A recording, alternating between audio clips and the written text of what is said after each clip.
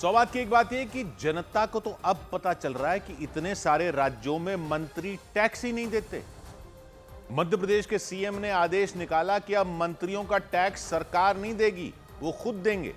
तब बहुत से लोगों को पता चला कि अच्छा, अभी तक ये लोग टैक्स ही नहीं दे रहे थे। और बहुत सारे राज्यों में ऐसा कर रखा है इन्होंने। क्यों भाई?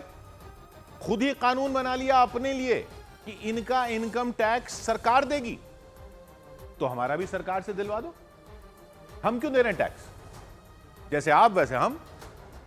आपका टैक्स सरकार दे रही है तो जरा हमारा भी दिलवा दो। ये चल क्या रहा था?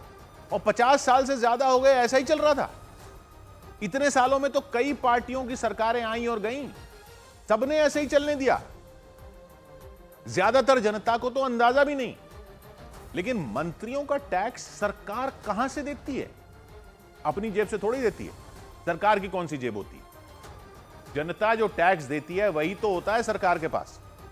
तो सरकार उससे देती है मंत्रियों का टैक्स, यानी हमारे टैक्स से उनका टैक्स भरना है।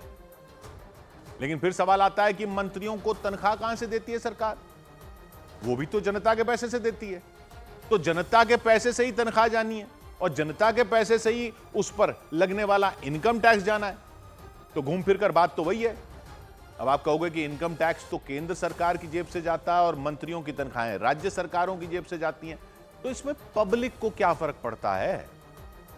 कान सीधा पकड़ा या हाथ घुमाकर पकड़ा, पकड़ा तो जनता के ही कान है ना।